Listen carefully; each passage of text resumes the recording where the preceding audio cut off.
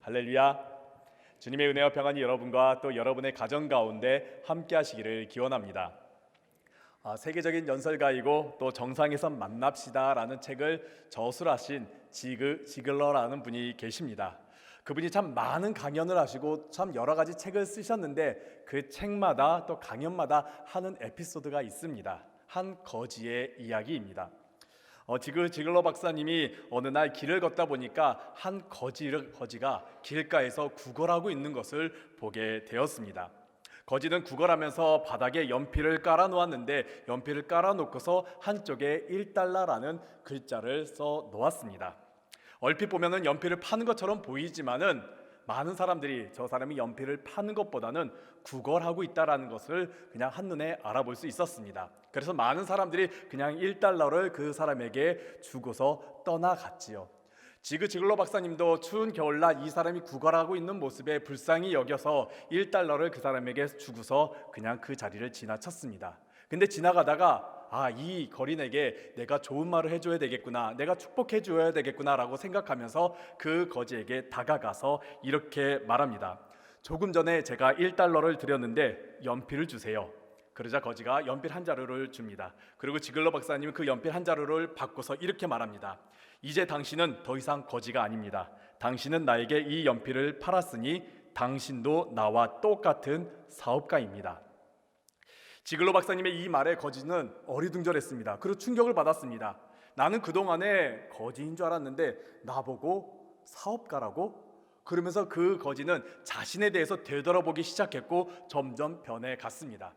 오랜 시간이 흘렀습니다. 지글러 박사님 앞으로 한 낯선 사람이, 정장을 입은 사람이 다가와서 말을 하였습니다. 이야기를 쭉 나눠보니까 오래전에 길가에서 구걸하였던 그 거지였던 것이지요. 그 거지가 이제 지글러 박사님에게 이렇게 말합니다. 당신의 말 한마디가 나를 변화시켰습니다. 다른 사람들은 연필을 안 받은 채 돈 1달러만 주고 갔기 때문에 나는 늘 거지의 자화상을 가지고 살았습니다.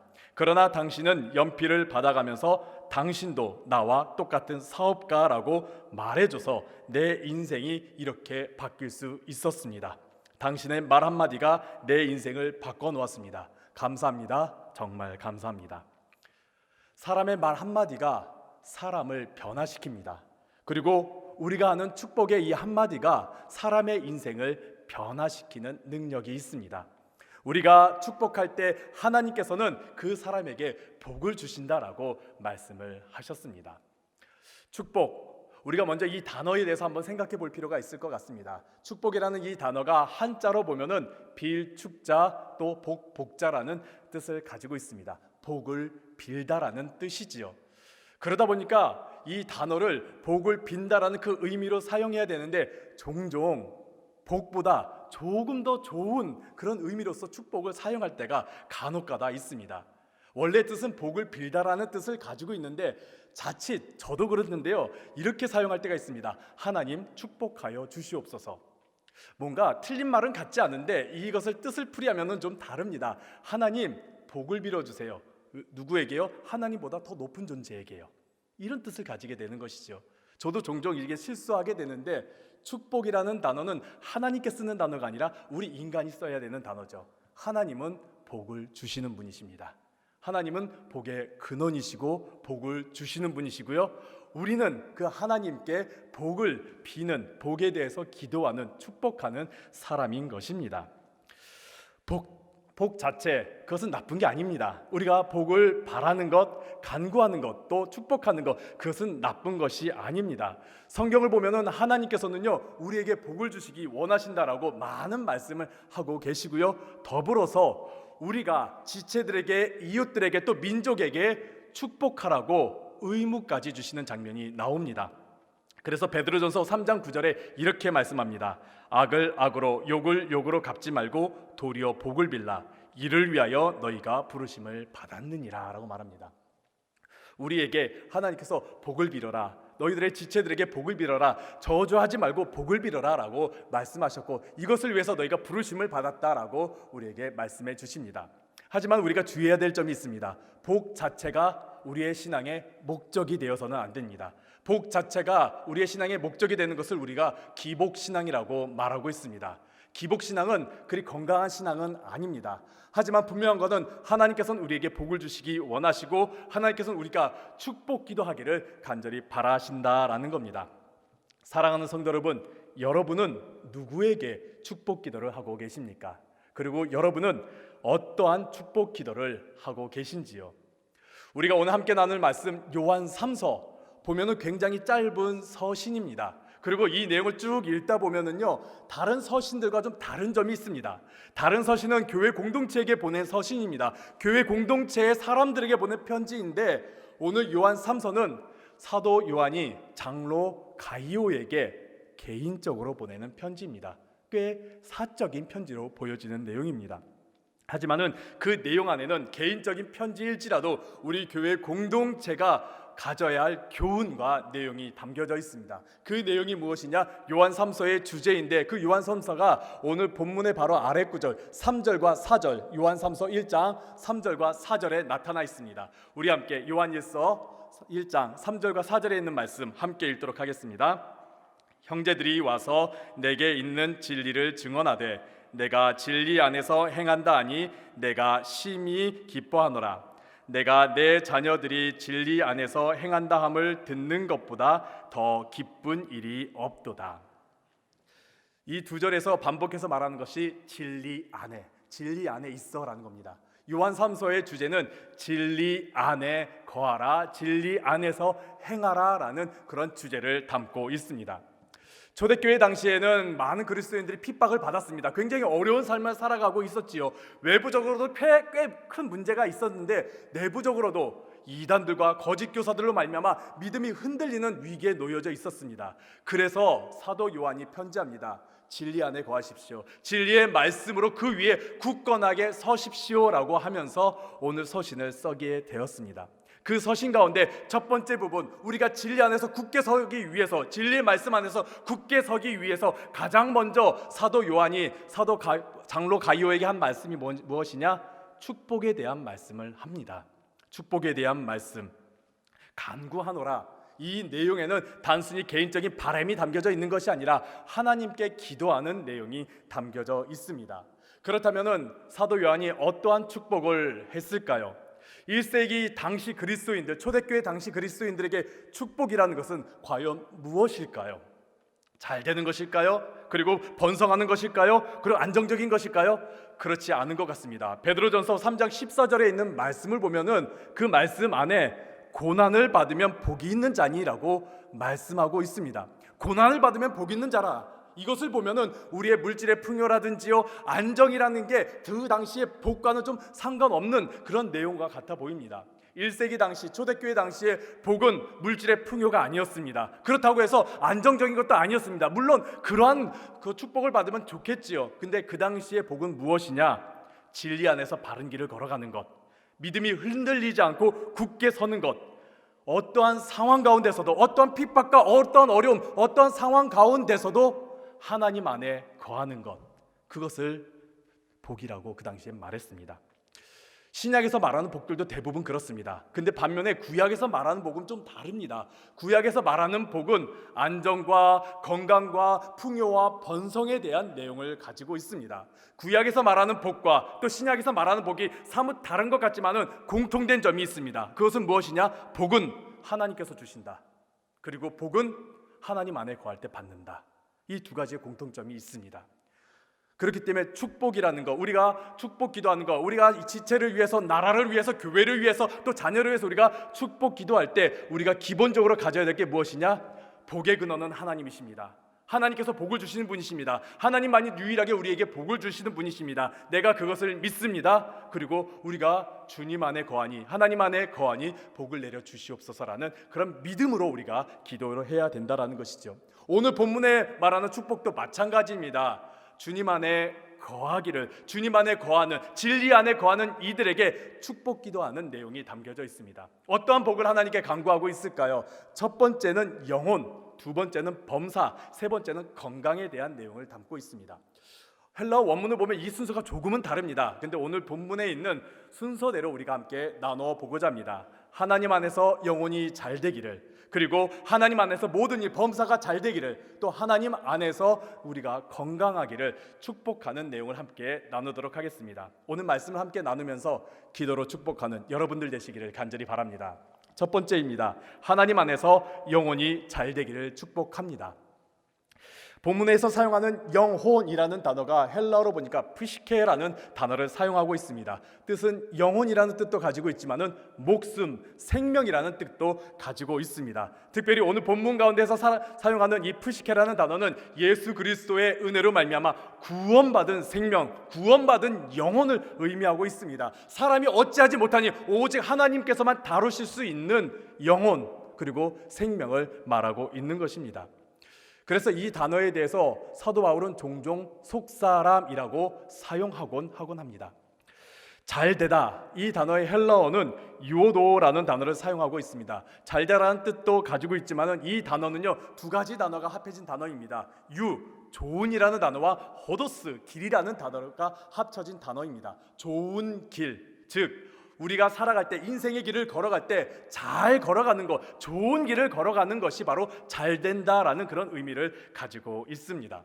우리의 영혼이 왜 잘 돼야 될까요? 우리의 속사람이 왜 잘 되어야 할까요? 최근에 뉴스를 보면은, 또 사건 사고들을 보면은 자동차 사고가 참 많습니다. 그것도요, 굉장히 좋은, 굉장히 비싼 외제차로 사람을 치고 길거리 인도로 돌진하여서 무고한 사람을 치는 그런 사건 사고들이 너무나 많이 일어납니다. 너무나 좋은 차인데요, 너무나 기능이 좋고 너무나 안전한 자동차인데도 그러한 비싼 자동차가, 좋은 자동차가 사람을 치는 그런 사고를 우리가 종종 보곤 합니다. 왜 그렇습니까? 그 안에 있는 운전자가 문제를 일으켰기 때문이지요. 그 안에 있는 운전자가 온전치 못하기 때문에, 그 안에 있는 운전자가 안정적이지 못하기 때문에 아무리 좋은 차인들, 아무리 비싼 차인들 사고를 일으키고 만 것이지요. 마찬가지입니다. 겉사람이, 겉에 있는 모습이 아무리 좋아 보일지라도 우리의 속사람, 영혼이 잘 되지 않으면은 우리의 삶은 위험합니다. 위태롭습니다. 그것은 사람뿐만이 아닙니다. 나라도 마찬가지고 일도 마찬가지고 교회도 마찬가지입니다. 우리가 나라를 위해서 기도할 때 우리나라의 겉모습, 경제 지표라든지요, 많은 행사를 위해서 기도하는 건 굉장히 중요합니다. 근데 그것보다 더 중요한 것은 사람, 속에 있는 것, 사랑하는 것, 우리가 서로 사랑하는 것, 또 정의를 행하는 것, 공정히 나아가는 것, 그리고 서로 나누고 용서하는 것, 이를 위해서도 우리가 반드시 기도해야지요. IMF 외환위기 때 어떠했습니까? 그 당시 우리나라 겉모습 어떠했습니까? 잘 나갔지요. 당시 경제 성장률은 거의 10%에 가까웠습니다. 굉장히 높은 경제 성장률을 우리나라는 이루었습니다. 그러면서 1인당 국민소득 1만 달러, 얼마나 기뻤습니까? 그리고 OECD에 가입하면서 우리는 이제 선진국이다라면서 샴페인을 터뜨렸습니다. 국민들의 자부심도 대단했습니다. 뭐든지 할 수 있을 것만 같았습니다. 그런데 그 당시 우리나라의 내부는 어땠습니까? 위태로웠지요. 삐걱거리고 있었지요. 누군가 한다 탁 치면 그냥 넘어질 위기였지요. 정말 우리나라는 그때 쓰러졌습니다. 그렇듯 우리가요, 나라를 위해서 기도할 때 겉의 모습만, 겉모습만 가지고서 기도해야 되는 것이 아니라 그 속에 있는 것까지도 우리가 기도해야 합니다. 그것은 우리의 삶도 마찬가지고요, 우리가 기도해야 할 대상자들도 마찬가지고요, 기도해야 할 사역들도 마찬가지입니다. 눈에 보이는 지표라든지 눈에 보이는 결과만은 우리가 놓고 기도하는 것보다는 그 안에 있는 것을 위해서 우리는 반드시 기도해야 합니다. 그렇다면 우리가 어떻게 해야지 우리의 영혼이 잘 될까요? 잘 되다, 아까 말씀드렸다시피 헬라어로 유오도는 좋은 길을 잘 걸어가는 것, 좋은 길을 막힘없이 잘 걸어간다라는 의미를 가지고 있습니다. 우리가 길을 잘 걷기 위해서는 어떻게 해야 됩니까? 좋은 장비를 가지고 있다면 잘 걸을 수 있겠지요. 또 잘 준비한다면 잘 걸어갈 수가 있겠지요. 좋은 정보를 얻거나 건강하면 잘 걸어갈 수가 있겠지요. 하지만 정말 필요한 것이 한 가지가 있습니다. 바로 길을 걸어갈 때 나를 안내해 줄 인도자가 필요합니다. 우리가 낯선 나라, 낯선 곳, 정글이라든지요, 밀림이라든지 사막 한가운데 우리가 걸어갈 때 어떻겠습니까? 우리가 아무리 좋은 장비가 있는들, 아무리 좋은 정보가 있는들, 우리가 아무리 건강한들 그리 오래 잘 걸을 수가 없습니다. 하지만은요, 똑같은 상황일지라도 내 옆에 유능하고 또 안전한 안내자가 있다라면 우리는 어떠합니까? 불안하지 않습니다. 걱정되지 않습니다. 오히려 기대가 되죠. 이 안내자가 나를 어디로 인도할까? 이 안내자가 다음번에 나를 어떻게 해줄까라는 기대감을 가지게 됩니다. 이렇듯 우리의 영혼이 잘 되기 위해서, 우리의 속사람이 잘 되기 위해서는요, 우리에게 주님께서 나의 삶을 인도해 주셔야지만이 된다라는 것이죠. 그래서 우리가 첫 번째 기도해야 될 것, 영혼이 잘 되기 위해서 기도해야 될 것, 우리의 속사람이 잘 되기 위해서 기도해야 할 것은 무엇이냐? 하나님께서 우리의 인도자가 되어 주시옵소서. 하나님, 우리나라의 인도자가 되어 주시옵소서. 하나님, 우리 교회가 잘 되기 위해서 하나님께서 우리 교회의 인도자가 되어 주시옵소서. 하나님, 우리 자녀를 위해 축복합니다. 우리 자녀를 위해 축복합니다. 하나님, 우리 자녀가 하나님의 인도하심을 받게 하여 주시옵소서. 하나님께서 그와 함께 하여 달라라고 우리가 기도해야 된다라는 것이죠. 우리의 사랑하는 지체를 위해서, 또 교회를 위해서, 나라를 위해서 하나님께서 인도자가 되어주심을 우리가 늘 기도하시는 여러분들 되시길 간절히 바랍니다. 두 번째입니다. 하나님 안에서 모든 일이 잘 되길 우리는 축복해야 합니다. 범사에 어떤 뜻을 가지고 있습니까? 모든 일이란 뜻을 가지고 있지요. 우리가 하고 있는 모든 일들, 우리에게 맡겨지고 우리가 계획하고 우리가 지금 하고자 하는 모든 일들을 말하고 있습니다. 범사에 잘 되기를, 범사의 모든 일이 잘 된다라는 것, 어떤 뜻을 가질까요? 우리는 생각할 때 종종 세상적인 성공을 말하곤 합니다. 생각하곤 합니다. 우리가 생각하는 목표, 목적을 이루는 것이 우리가 범사에 잘 된다라고 생각할 때가 있습니다. 우리 그리스도인들도 종종 그렇습니다. 왜냐면요, 성경의 인물들의 결과를 보니까요, 성공했기 때문이에요. 잘 되었기 때문이에요. 아브라함 어떻습니까? 위대한 믿음의 조상이 되었습니다. 요셉은 어떻습니까? 거대한 제국 애굽의 총리가 되었습니다. 모세는 출애굽이라는 위대한 업적을 이루었고요, 또 다윗은 위대한 왕이 되었습니다. 다니엘은 거대한 제국 2인자가 되었습니다. 우리는 그들을 보면서 정말 많은 열매를 맺고 많은 것을 이루고 많은 부를 누렸기 때문에 우리들도 저들과 같았으면 좋겠다라는 그런 바람, 그런 범사의 잘됨을 우리가 바랄 때가 있습니다. 그런데요, 그들의 과정은 어떻습니까? 우리가 잘 알다시피 만만치가 않습니다. 아브라함이요, 정말 안정적이고 풍요로운 갈대우르에서 하나님의 부르심을 받고 약속의 땅에 갔더니 기근, 그 당시 가장 큰 자연재해, 가장 위험한 자연재해인 기근을 만나게 됩니다. 그 기근을 피해서 애굽 땅에 갔더니 어떤 일이 벌어집니까? 자기의 아내를 빼앗기게 됩니다. 거기서 우여곡절 끝에 겨우 나왔는데 어떤 일이 벌어지냐? 그동안 사랑하고 의지했던 조카 롯이 떠나버리고 맙니다. 아브라함의 인생 그렇게 좋지 않았습니다. 또 이어서 요셉은 어떠합니까? 우리가 잘 알다시피 형제에게 배반당하고 노예로 팔려가고 억울한 누명을 써서 감옥에 갇히기까지 하지요. 모세는 출애굽이라는 위대한 업적을 이루었는데 그 과정을 보면 어떻습니까? 약속의 땅에 들어가지도 못한 채 그 내내 40년 내내 이스라엘 사람들에게 시달립니다. 다윗은요, 도망자 신세입니다. 심지어 자신의 아들의 위협에 도망자 신세까지 되어버리고요, 다니엘은 제국의 권력자들에 의해 위협을 당해 사저굴에 던져지기까지 합니다. 그 과정을 보면은요, 범사에 잘됐다, 그 단어를 쓰기 참 어렵습니다. 근데 성경을 보면요, 그들을 향해 그렇게 그들이 힘들고 어려울 때 어떤 말을 하냐? 형통하였더라라는 단어를 쓰고 있습니다. 형통이 뭡니까? 모든 일이 잘 된다, 범사에 잘된 거나 다름없는 똑같은 단어입니다. 그렇게 힘들고 고통스러운데 성경은 형통하였더라라고 말합니다. 왜요? 하나님께서 그들과 함께 하셨기 때문입니다. 하나님께서 그들의 어려움 속에, 그들의 힘듦 속에, 그들의 우여곡절의 많은 사건 속에 하나님께서 함께 하시고 그 모든 일들이 그들의 손에 달려있는 것이 아니라 하나님 손에 달려있기 때문입니다. 하나님 손에 달려서 하나님께서 그 모든 일들을 이렇게 저렇게 움직이면서 서로 합력하여서 가장 좋은 것을 이루어 주셨던 것이죠. 우리가 보기에는 악한 것이고 우리가 보기에는 문제 있는 것이지만은 하나님께서 그 모든 것을 선으로 바꾸어 주셨다라는 것입니다. 그래서 로마서 8장 28절에 이렇게 말하죠. 우리 함께 로마서 8장 28절에 있는 말씀 함께 읽겠습니다. 우리가 알거니와 하나님은 사랑하는 자 곧 그의 뜻대로 부르심을 입은 자들에게는 모든 것이 합력하여 선을 이루느니라. 아멘. 범사에 잘 된다. 모든 일이, 우리가 하는 모든 일들이 내 손에 달려 있는 것이 아니라 하나님 손에 달려서 하나님께서 역사하시고 일하시고 움직이면서 그 모든 것이 합력하여 선을 이루는 것이 바로 범사의 잘됨이라는 뜻입니다. 우리가 잘 아는 볼펜 중에 모나미 153 볼펜, 여러분 아마 잘 아실 겁니다. 그 모나미 153 볼펜은요, 정동 제1교회 송삼석 장로님께서 만드신 볼펜입니다. 이름 또한 마찬가지입니다. 송삼석 장로님이 만든 이름이에요. 송삼석 장로님이 처음에는 이 모나미 볼펜을 만들지 못했습니다. 당시에 어떤 것이 있었냐? 모나미 물감이랑 왕자파스, 아시죠? 크레파스요. 그것을 판매하고 있었습니다. 그렇게 좋은 제품은 아니었지만은 그래도 나름 자부심을 갖고 그 판매 사업을, 이제 문구 사업을 하고 계셨습니다. 그러던 중에 경복궁에서 이제 세계 박람회가 열렸습니다. 서구 문물들, 세상에 있는 많은 문물들이 이제 들어와 갖고 이제 전시를 하고 있는데 송상석 장로님을 깜짝 놀라게 했던 제품이 하나 있었습니다. 전시했던 물품이 아닙니다. 한쪽 구석에서 있던 한 일본인 직원이 주머니에서 뭘 하나 빼는데 그것을 가지고 글씨 쓰는데 너무 잘 써지는 것을 보고 깜짝 놀랐답니다. 크기는 연필만한데 글이 너무 잘 써지는 거고 또 만년필도 아닌데 만년필처럼 써졌던 것이지요. 당시에 일반적인 펜은 만년필이었습니다. 그리고 연필이었는데 그 당시 연필 아마 여러분들 기억하실 겁니다. 너무 안 써져갖고 침 묻혀야지 조금 써지는 거예요. 그러다 힘 주면 그냥 뚝 부러지는 거. 그 당시 연필이 그랬는데 볼펜은 그럴 필요도 없이 너무나 잘 써지는 게 당시 장로님에게 너무나 큰 충격이었던 것이죠.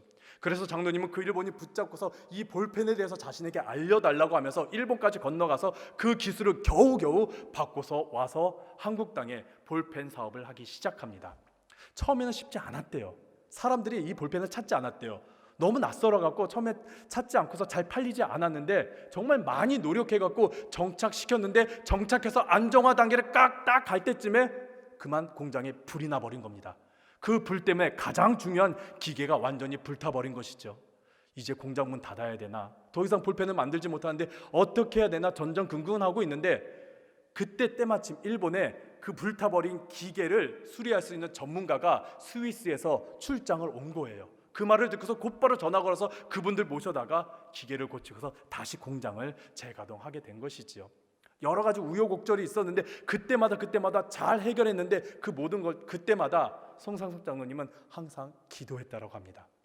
주님께서 이 모든 것을 붙잡아 주시고 해결해 주시길, 정말 힘들고 어려운데 기도했다라고 합니다. 그 기도들 중에서 장로님이 정말 어느 곳에서 항상 간증하는 내용인데 바로 그 153이라는 숫자의 의미에 대해서 항상 간증하고 또 153에 대한 축복에 대해서 이야기하곤 한답니다. 153이 무슨 숫자입니까? 우리가 잘 알다시피 요한복음 21장에 베드로가 예수님의 말씀을 의지하여서 그물을 던졌더니 그곳에서 물고기가 많이 잡았는데 그 숫자가 153, 153, 그 153이라는 그 숫자. 장로님은 그 숫자를 붙잡은 것이죠. 하나님, 내가 하나님의 말씀을 의지합니다. 하나님, 우리 기업이 하나님의 말씀을 의지하면서 제가 나아갑니다. 내가 경영합니다. 하나님, 정말 베드로가 그 많은 물고기를 잡은 것처럼 내게도 그러한 복을 주시옵소서 라고 축복하는 마음으로 그 숫자를, 그 이름을 지었다라고 말합니다. 그 후로 모나미 회사는요, 우리나라의 압도적인 시장 점유율, 정말 영향력을 가진 그런 문구 사업으로 발전하게 됩니다. 하나님께서 함께 하시고요, 또 하나님께서 도와주시고 하나님께서 일하시면은 모든 일이 합력하여 선을 이룹니다. 우리는 살아가면서 여러 가지 위기가 옵니다. 어려움이 다가옵니다. 하지만 그 모든 것이, 그 모든 삶에 하나님께서 임재하시고 하나님께서 붙잡아 주신다면은요, 반드시 그 모든 것이 선한 것으로, 가장 좋은 것으로 바뀌게 됨을 믿습니다. 그렇기 때문에 우리가 축복 기도할 때 우리가 기도해야 될 두 번째는 무엇이냐면 하나님, 저들의 삶 가운데 하나님께서 임재하여 주시고 저들이 하는 모든 일들 속에 하나님께서 붙잡아 주셔서 일하여 주시고 역사하여 주시옵소서. 하나님, 우리나라의 모든 일들이 하나님 손에 달려 있습니다. 하나님께서 역사하여 주시옵소서. 하나님, 우리 교회 모든 사역들이 하나님 손에 붙잡혀 있게 하여 주옵소서. 하나님, 우리 자녀들, 우리 지체들, 우리가 하고 있는 모든 계획하는 모든 일들 하나님 손에 달려 있습니다. 하나님께서 일하여 주시고 하나님께서 선하게 역사하여 달라라고 우리는 그렇게 축복 기도해야 된다라는 것이죠. 이제 우리가 축복 기도할 때 범사에 잘 되기를, 모든 일이 잘 되기를 기도할 때마다 하나님, 그 모든 일들을 주님께서 붙잡아 주시고 그 위에 복을 내려달라고 항상 기도하시는 여러분들 되시길 간절히 바랍니다. 세 번째입니다. 하나님 안에서 건강하기를 우린 축복해야 합니다. 우리가 잘 아는 서양 속담에 이런 속담 있죠. 재물을 잃는 것은 조금 잃는 것이고 친구를 잃는 것은 많이 잃은 것이고 건강을 잃은 것은 다 잃은 것이다. 이런 속담처럼 정말 건강이 중요하다라는 것이죠. 아무리 많은 것을 가졌다고 한들 건강하지 않으면 헛되다라는 그런 의미를 가지고 있습니다. 현대 의학으로 정말 인간의 수명은 굉장히 많이 늘어났습니다. 그리고 웬만한 병 다 고칩니다. 그리고 좋은 영양제, 건강 프로그램이 있어서 정말 건강을 지키고 유지하기에 너무나 좋은 환경 가운데 우리가 살아가고 있습니다. 그런데요, 병원에 가면 왜 이렇게 사람이 많은가요? 너무나 많습니다. 그 사람들의 내용들을 보면 건강 염려증 때문에 오는 사람들이 너무나 많습니다. 질병 때문에 오는 사람들도 많은데요, 건강한지 아닌지 걱정되고 오는 사람이 너무나 많다라고 말합니다. 많은 이들이 정말 건강하려고 많은 돈을 투자하고 시간을 투자하고 사람의 도움을 받습니다. 분명 효과가 있는 것 같은데 통계 수치를 보면요, 또 그렇지만은 않아요. 선한목자병원의 이창우 원장님께서 국민일보에 한 칼럼을 쓰셨는데 참 재미있는 칼럼을 쓰셨습니다. 그분의 칼럼의 내용을 보니까 미국 뉴욕주의 예시바 대학교에서 95세에서 109세의 유대인 노인들을 대상으로 장수 비결에 대해서 조사했는데 우리의 예상과는 너무나 다른 결과가 나온 겁니다. 생활 습관을 조사했는데 60%가 흡연자였어요. 그리고 규칙적으로 운동한 사람 없었어요. 너무나 예상과 다른 결과가 나온 겁니다. 캐나다 엘버타주의 엘버타 대학에서 2012년에 비만과 정상 체중인 폐렴 환자 중에서 누가 더 오래 사는지 장수하는지 연구했는데 놀랍게도 비만 환자가 더 오래 살았답니다. 여러 가지 막 조사해 보면은요, 우리가 예상한 것과 전혀 다른 결과가 나오고 우리는 이렇게 해야지, 자기관리 잘해야지, 운동 잘해야지, 좋은 거 잘 먹어야지, 식습관 잘해야지, 건강할 것 같고 또 그런 이야기를 많이 듣거든요. 근데 통계를 보면은 꼭 그렇지만은 또 않아요. 그래서 선한목자병원 이창우 원장님은요, 건강과 장수는 하나님 손에 달려 있습니다라고 말합니다. 하나님께서 복 주셔야지만이 가능하다라고 고백합니다. 그러면서 이렇게 말합니다. 마음의 평강이 건강과 장수의 비결입니다. 그리고 평강은 하나님의 말씀을 간직하고 그 뜻대로 살려는 마음을 가지는 것입니다 라고 말합니다. 그러면서 한 말씀을 인용하셔요. 잠언 3장 1절부터 2절에 있는 말씀인데 우리 함께 한번 읽어보도록 하겠습니다. 잠언 3장 1절과 2절입니다. 내 아들아, 나의 법을 잊어버리지 말고 내 마음으로 나의 명령을 지키라. 그리하면 그것이 내가 장수하여 많은 해를 누리게 하며 평강을 더하리라. 잠언 3장 초반부를 보면은요, 어떻게 해야지 장수하는지 또 어떻게 해야지 건강하는지에 대해서 말씀하고 있습니다. 그 내용을 보면 하나님의 말씀을 잘 지키고 순종하면은 하나님께서 평강을 더하여 주시고 내가 장수하고 건강할 것이라라고 말합니다. 건강은요, 우리의 노력에 의해 달려 있는 것이 아니라 하나님의 은혜, 그리고 하나님께서 우리에게 주시는 평강에 의해 달려 있다라는 것이죠. 하나님께서 함께 하시는 평강, 또 그 평안으로 말미암아 우리는 건강할 수 있고 장수할 수 있다라는 겁니다. 중국을 처음 통일하고 처음 황제가 된 진시황, 그는 당시에 절대 권력자였습니다. 천상천하 유아독전, 그 말이 딱 맞는 사람이 당시에 진시 황제였습니다. 그는 가질 수 있는 것 다 가졌고 누릴 수 있는 것 다 누렸고 그가 할 수 있는 것 그는 다 했습니다. 그의 주변에는 좋은 음식들이 있었습니다. 그리고 좋은 약과 좋은 의술과 좋은 의사가 늘 곁에 있었습니다. 그는요, 모든 것을 할 수 있었고 모든 것을 누릴 수 있는 완벽한 존재였습니다. 그런데 그렇게 모든 것을 가졌음에도 불구하고 그는 늘 불안했고요, 늘 스트레스에 시달렸습니다. 그는 주변을 것들을 다 의심하고 염려했습니다. 그는 평안할 수가 없었던 것이죠. 그러다 보니까 당연히 육체가 허약해질 수밖에 없었습니다. 육체가 허약해지다 보니까 그가 집착한 게 있는데 무엇이냐? 건강. 그것도 평생토록 건강하는 불로장생을 집착하게 되지요. 우리가 잘 아는 내용이지요. 그런데 그가 어떻습니까? 그런 집착으로 말미암아 헛된 미신에 집착하게 되고요, 헛된 정보에 집착하면서 너무나 많은 사람들을 죽이는 것을 우리가 보게 됩니다. 그리고 그의 말년은 허무하게 죽음을 맞이하게 됩니다. 그는 평생에 평안할 수가 없었습니다. 그는 많은 것을 가지고 있었지만 그의 마음은 평안할 수가 없었지요. 여러분, 두려움을 가지고 있고요, 또 우울하면은요, 건강하기란 너무나 어렵습니다.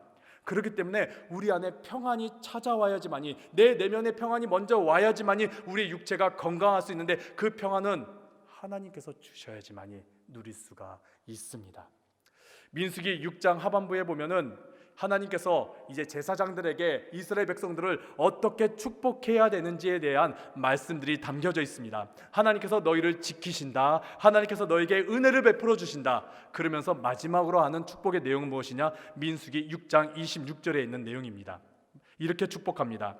여호와는 그 얼굴을 내게로 향하여 드사 평강 주시기를 원하노라. 평강, 평안, 그냥 아무 일 없는 그런 상태가 아닙니다. 전쟁이 없고 아무런 문제가 없는 거 물론 평안이 맞지요. 근데 성경에서 말하는 평안, 민수기 6장에서 무엇이라 말하느냐? 하나님의 얼굴이 내게로, 여러분에게로 향하는 게 평강이라고 말합니다. 하나님의 얼굴이 우리에게로 향한 것 무엇입니까? 하나님의 눈동자가 우리를 계속 쳐다보고 있는 것, 하나님께서 우리를 계속 바라보고 있는 것, 하나님께서 우리를 늘 지켜보고 계시는 것이 평강이라고 말합니다. 왜요? 내가 바른 길을 갈 수 있도록 하나님께서 나를 지켜보시면서 나를 인도하시기 때문에요.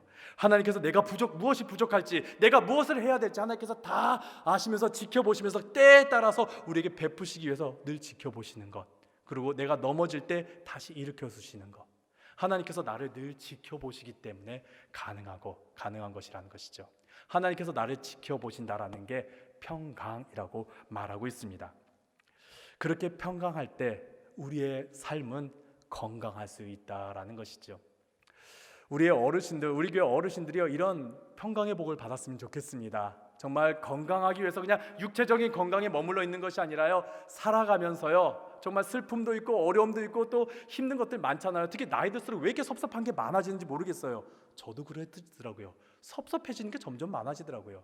근데 그 모든 것들이 하나님께서 나와 함께 하시면서 내게 평강을 주실 때에 그 모든 것들이 사라지고 우리의 삶이 평강 가운데 있을 때 우리는 더욱 건강할 수 있다는 겁니다. 그래서요, 우리가 건강을 위해서 우리가 축복 기도할 때 하나님, 저들에게 평강을 더하여 주옵소서. 하나님, 저들의 육체가 건강하길 원합니다. 하나님, 그러하기 위해서 저들의 마음 가운데 거하여 주셔서 평안을 주시옵소서라고 기도하는 여러분들 되시길 간절히 바랍니다. 우리에게 복은요, 그냥 무조건 모든 일이 잘 되는 게 복이 아닙니다. 하나님께서 우리와 함께 하심이 복입니다. 아무리 고난 가운데 있을지라도요, 하나님께서 우리와 함께 하시는 것이, 그것이 바로 우리에게 있어서 복입니다. 하나님께서 우리의 삶 가운데 일하심, 그것이 바로 우리에게 복입니다. 그래서 축복은 단순히 잘 되는 것만 우리가 기도하는 것이 아니라 하나님께서 그들과 함께 하시길, 하나님께서 그들의 모든 일 가운데 만져주시길, 하나님께서 그들의 삶 가운데 평강 주시기를 기도하는 게 축복입니다. 우리가 그런 축복 기도하시길 바랍니다. 우리가 잘 아는 찬양 사역자 송정미 사모님이 계십니다. 정말 많은 찬양을 작사 작곡도 하시고요, 또 그분이 찬양하실 때 참 많은 평안을 얻고 위로를 얻지요. 그분이 축복송이라는 그런 곡을 작사 작곡하셨습니다. 근데 이 곡을 작사 작곡하실 때가 언제이냐? 송정미 사모님이 굉장히 활발하게 활동하실 때가 아니고요, 대학에 막 갓 입학했을 때, 대학교 2학년 때에 그분이 이 곡을 작사 작곡하셨습니다. 송정미 사모님은요, 원래부터 찬양 사역자가 꿈이었기 때문에요, 정말 찬양에 대한 열정이 너무나 뜨거웠습니다. 그래서 자기가 더욱더 정말 찬양을 잘하기 위해서 연대 성악과에 그분은 입학하게 되면서 열심히 찬양 사역하고 열심히 노래하면서 그 공부를 하게 되었지요. 그러는 어느 날 갑자기 성대 결절이 왔습니다. 목소리가 나오지 않는 거예요. 그래서 병원에 갔더니 의사 선생님이 이렇게 말하는 거예요. 당신의 성대는 연약해요. 그냥 원래 약해요. 그렇기 때문에 함부로 사용하면 안 돼요. 그리고 지금 성대 결절이 왔는데 꽤 오랜 시간 동안에 2달 정도 그냥 쉬셔야 돼요. 노래하면 안 돼요 라고 그런 진단을 받게 됩니다. 그것 때문에 그 학기 실기시험을 치르지 못했다고 합니다. 억울하죠. 눈물 나죠. 힘들죠. 그러면서 하나님 앞에 울부짖으며 기도했습니다. 하나님 고쳐주세요. 하나님 고쳐주세요. 이 목소리에 온전하게 돌아올 수 있도록 고쳐주세요로 기도했는데 응답하시지 않더랍니다. 그때 응답하면 얼마나 좋았을까 하는데 응답하시지 않더랍니다. 그러면서 정말 힘들고 어려운 시간을 보내고 있는데 그 고통의 시간에, 그 힘든 시간에 송정미 사모님은 하나님을 만나게 되었다고 합니다. 내가 이렇게 힘들고 내가 이렇게 고통스러운데 하나님께서 나와 함께 하시는구나. 하나님께서 여전히 나를 위해서 일하시길 원하는구나. 나는 이 목소리가 고쳐지고 하나님께서 이 육체의 목소리가 목이 완전히 낫게 해주시길 원하는데 고쳐주시지 않는 대신에 성령님께서 거기에 임하여 주시는구나. 하나님께 은혜를 받는 그런 고백을 하게 됩니다. 그러면서 그분이 고백하는 것이요, 상황은 힘들고 고통스럽지만은요 그게 복이었다라고 말합니다. 힘든 시간이었는데 하나님을 만나는 시간이 되었고요, 정말 목소리를 잃을 것 같은 시간이었는데 하나님의 임재를 경험하고 체험한 시간이었고요, 또 하나님께서 나를 통해 일하심을 발견한 시간이었다고 하면서 그때가 바로 복된 시간이었다고 하면서 축복송을 그때 그 당시에 만들었다고 합니다. 때로는 어려움과 아픔이 있지만은 하나님을 나는 바라봅니다. 왜요? 하나님께서 나와 함께 하셨기 때문에, 하나님께서 나에게 많은 은혜를 더하여 주시기 때문에 내가 그 믿음으로 다시 일어납니다. 그것이 복이라는 것이죠. 내가 정말 이룬 것 같지만은 하나님은 여전히 나를 택하시고 나를 제사장 삼으시면서 나를 하나님의 소유된 백성 삼으셨다라는 것을 발견하면서, 내가 이렇게 힘들지만은 이게 복이구나 하면서 이 복을 함께 나누면서 고백하는 찬양이 축복성이 되었다라고 합니다. 사랑하는 성도 여러분, 설날이 다가오고 있습니다. 여러 사람들을 만나겠지요. 자녀들도 만나시겠고 어른도 만나시겠지요. 다른 말씀 하지 마시고요, 특히 정치 이야기 하지 마시고요, 축구 이야기도 하지 마시고요, 축복의 이야기 해주시기를 바랍니다. 축복하시길 바랍니다. 내 영혼이 잘 되길 바란다, 범사에 잘 되길 바란다, 건강하길 바란다, 하나님께서 너와 함께 하셔서 내 영혼이, 내 속사람이 하나님의 은혜 가운데 잘 되길 바란다, 너의 하는 모든 일들이 하나님께서 역사하시고 붙잡아 주셔서 잘 되기를 바란다, 너의 마음에 평안이 있어서 건강하길 바란다라고 축복하며 기도하시는 여러분들 되시기를 간절히 바랍니다.